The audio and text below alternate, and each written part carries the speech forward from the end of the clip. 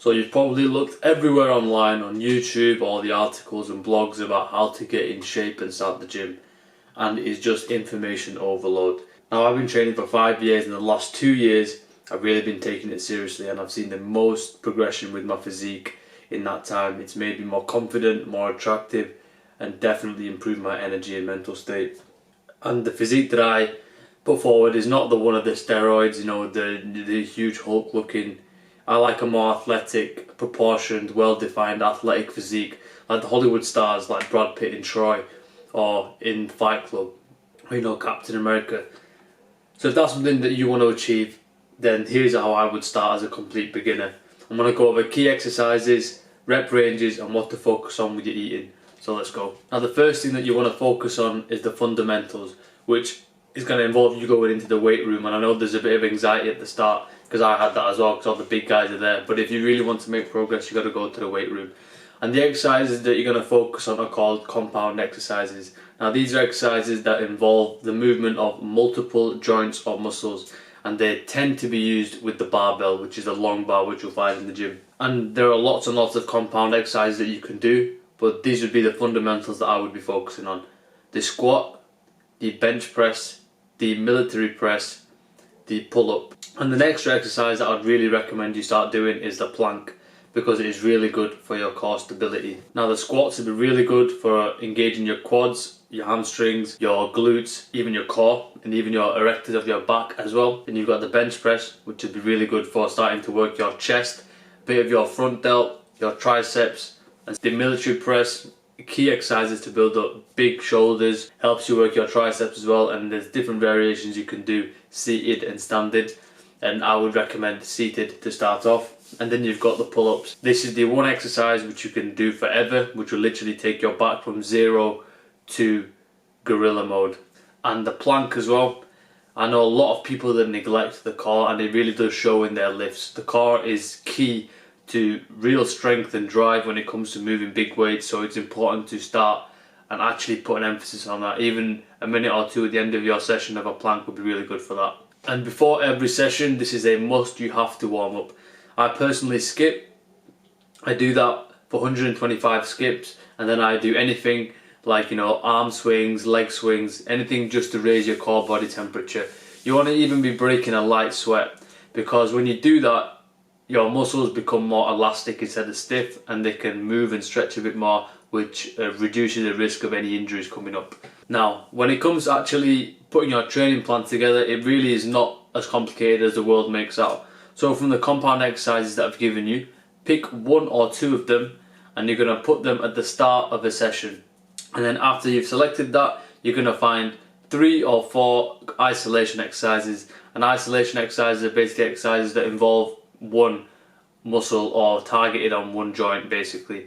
It's a lot less stress than your compound exercises and a lot easier to do in general, so that's why we put them after the compound exercise. And then you repeat that to get yourself 3 or 4 sessions, and then your goal would be to do those 3 or 4 sessions every week, and then you repeat the 3 or 4 sessions the next week, and you do that for a certain period of time. I'd recommend at least 8 weeks on one program, so you get enough progress from it, and then if you're bored, you can start thinking about switching up. When it comes to actual muscle growth, that is down to progressive overload. So in progressive overload, we increase the intensity of work on the muscle a tiny little bit week by week.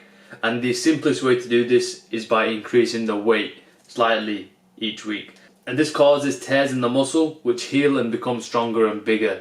And to do that and make sure we do it effectively, we need to plan for our reps. So imagine that we have the squat, and we are aiming to get 3 sets done of 8 to 10 reps. Now we have a range, because if you can't get the 8 reps, then the weight is too heavy, and if you get the 10 reps, then the weight is too light. So let's just say the first week you go in and you get 3 sets of 60 kilograms on the squat for 10 reps, 10 reps and 10 reps.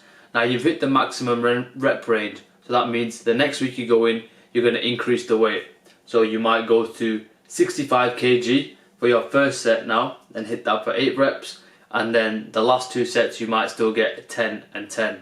And the aim of the game is now to get every single set to 65 kg weight but for 10 reps, because that was the upper rep range, remember?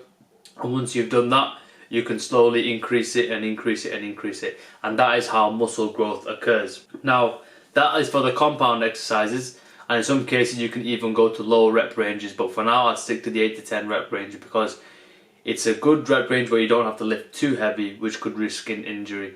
But for isolation exercises, for example, lateral raises or raid out flies, you can even go to 15 and 20 reps. Because you're using such a light weight, you want to increase the load that you put on the muscle via the volume or the reps that you do. And there's a huge mistake that I see people that have even trained for years make, and that's not tracking progress.